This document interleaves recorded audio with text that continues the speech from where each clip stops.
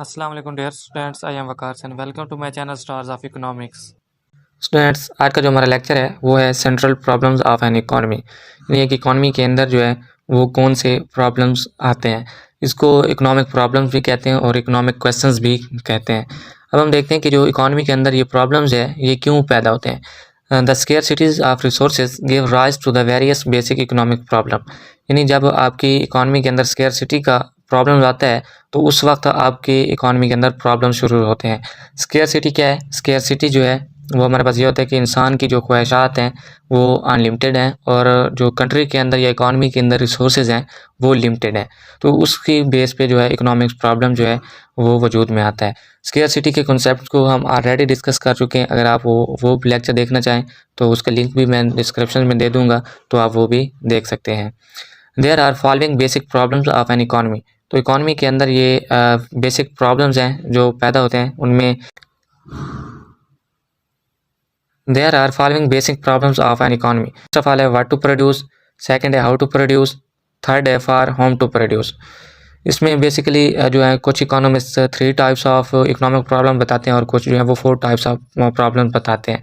तो इसमें जो फर्स्ट है व्हाट टू प्रोड्यूस, इसी में भी वो बता देते हैं। जो फोर्थ है problem how much to produce, यानी आपने कितनी क्वांटिटी में जो है वो प्रोड्यूस करना है, तो वो उसी में ही एक्सप्लेन कर देते हैं। इसलिए जो बेसिकली जो इकोनॉमिस्ट हैं वो आमतौर पर 3 इकोनॉमिक प्रॉब्लम्स ही बताते हैं। तो फर्स्ट हमारे पास प्रॉब्लम्स है वो है व्हाट टू प्रोड्यूस। तो ये बेसिक प्रॉब्लम्स है क्योंकि जब भी हम कोई कारोबार करते हैं या कोई भी फर्म्स जो इंटर होती है तो सबसे पहला प्रॉब्लम जो है वो यही फेस करना पड़ता है कि उसने क्या चीज़ जो है वो प्रोड्यूस करनी है। This means that society has to decide which goods and in what quantity are to be produced। यानी इसमें सोसाइटी को ये डिसाइड करना है कि आपने उसने कौन सी गुड्स जो है वो प्रोड्यूस करनी है और कितनी क्वांटिटी में जो है वो उसने उसको प्रोड्यूस करना है। For example we need foods and clothing, यानी हमें जो है वो खुराक और कपड़ों की ज़रूरत है। So we must produce these goods. तो हम लोगों ने जो है इनको ज़रूरी है कि दोनों चीज़ें जो है हमने प्रोड्यूस करनी है, क्योंकि इंसान को ज़िंदगी गुजारने के लिए इन चीज़ों की ज़रूरत होती है। But in reality it is difficult question because resources are unlimited. तो जैसे हमने बताया कि जो इकोनॉमिक प्रॉब्लम्स है वो उस वक्त पेश आता है जब आपकी इकॉनमी के अंदर स्केर्सिटी का कॉन्सेप्ट आता है। तो इसी वजह से हम अगर अंडर डेवलपमेंट कंट्रीज़ में देखें तो ये मुमकिन नहीं है कि सारी चीज़ें जो हैं वो एक ही यूनिट्स पे प्रोड्यूस हो रही हों। ये कि फर्म जो है वो सारे यूनिट्स जो हैं वो प्रोड्यूस कर रहे हो, क्योंकि हमारे पास जो रिसोर्सेज हैं वो लिमिटेड है। अब हम इसको एग्जांपल के ज़रिए देखते हैं। If more food could means less clothing. अगर हम देखते हैं कि अगर आपको खुराक की ज़्यादा ज़रूरत है और क्लॉथ की कम ज़रूरत है। As land shifted from cotton to wheat production.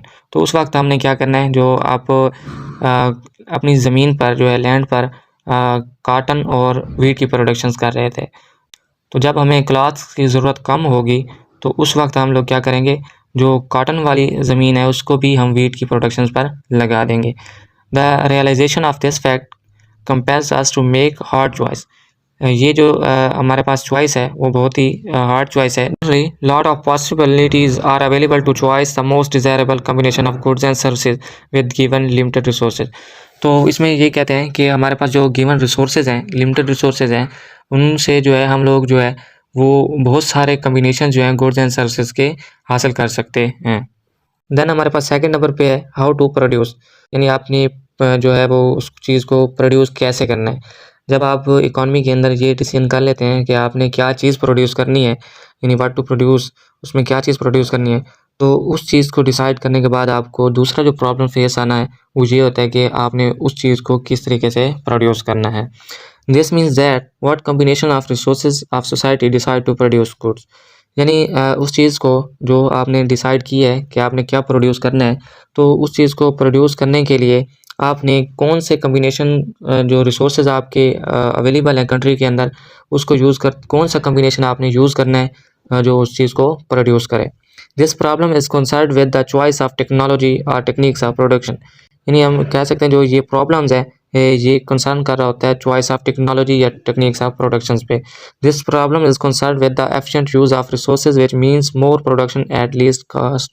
इसमें कहते हैं कि हमने वो रिसोर्सेज जो इस्तेमाल करने हैं जो ज़्यादा एफिशिएंट हों, जिसकी वजह से आपके प्रोडक्शन में ज़्यादा इजाफा हो और आपकी जो उस प्रोडक्शंस पे कास्ट आती है वो कम से कम हो। यानी हम लोग इसमें ये देखते हैं कि there are two basic techniques of production. इसमें हमने दो बेसिक प्रोडक्शन टेक्निक्स हैं जो इस्तेमाल करनी है। यानी एक होती है लेबर इंटेंसिव टेक्निक्स और दूसरी होती है कैपिटल इंटेंसिव टेक्निक।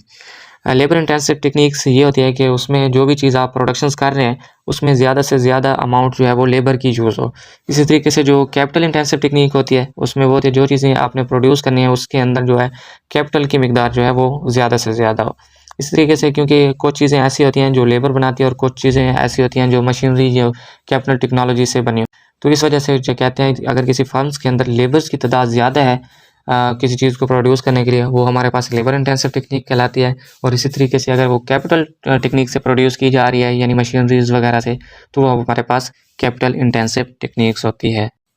थर्ड जो है हमारे पास फॉर होम टू प्रोड्यूस, यानी आपने किसके लिए जो है वो प्रोड्यूस करना है। यानी आपने इकॉनमी के अंदर फर्स्ट टू प्रॉब्लम्स को जो है वो डिसाइड कर लिया कि हमने इस तरीके से उनको करना है। यानी फर्स्ट जो था कि हमने कौन सी चीज़ प्रोड्यूस करनी है वो भी आपने डिसाइड कर लिया। दैन आपने ये भी डिसाइड कर लिया जो वो चीज़ है हमने कौन सी टेक्नोलॉजी से जो है वो हमने प्रोड्यूस करना है। दैन थर्ड नंबर पे उसके बाद हमें ये प्रॉब्लम फेस करना पड़ता है कि वो चीज़ जो है हमने किसके लिए प्रोड्यूस करना है। दिस मीन्स दैट, इसका मतलब ये है हु शैल, कौन हो सकता है finally get and use the produce goods and services. यानी जो आपने इकॉनमी के अंदर गुड्स एंड सर्विसेज प्रोड्यूस की हैं वो आखिरकार वो कौन लोग हैं जो इसको यूज़ कर सकते हैं। Income and purchasing power of people are not equal and their needs are not equal.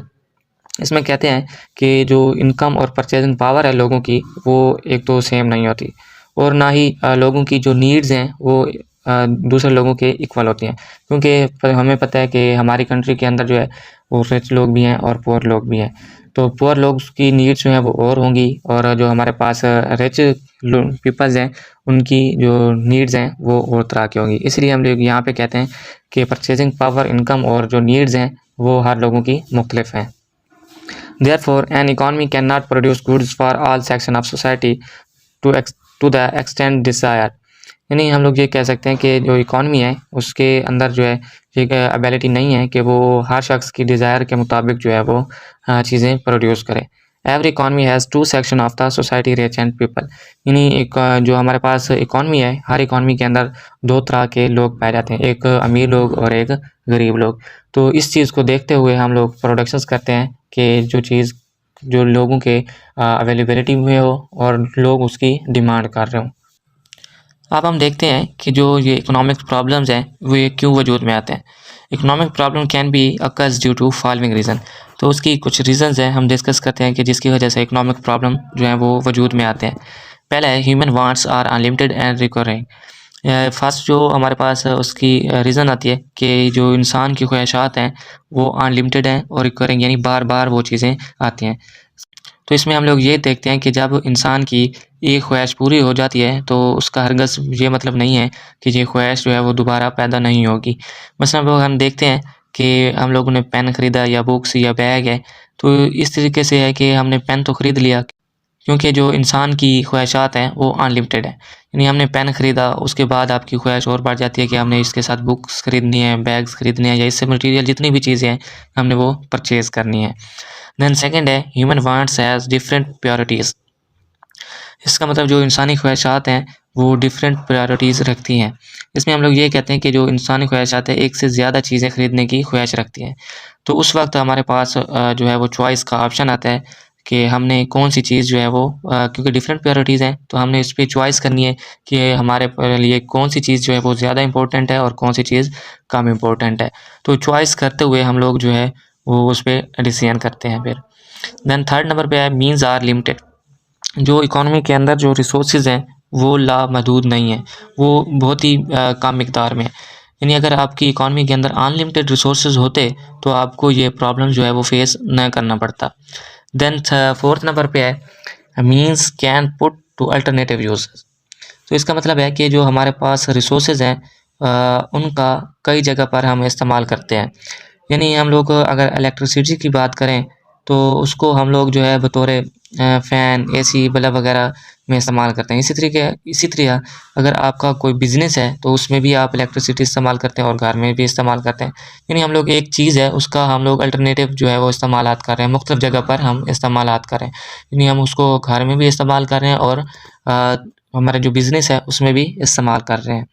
तो इसी तरीके से हम लोग कह सकते हैं कि जो हमारे पास रिसोर्सेज़ हैं उनके हम मुख्तलिफ़ अल्टरनेटिव यूज़ेज़ रखते हैं।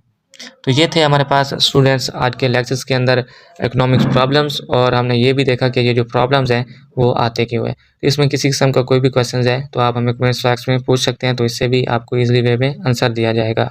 अगर आपको हमारी वीडियोस अच्छी लगी है तो आप हमारे चैनल को सब्सक्राइब करें, शेयर करें, लाइक करें और बेल आइकन को भी प्रेस कर दें ताकि जब न्यू नोटिफिकेशन आए तो आपको इजीली मिल सके।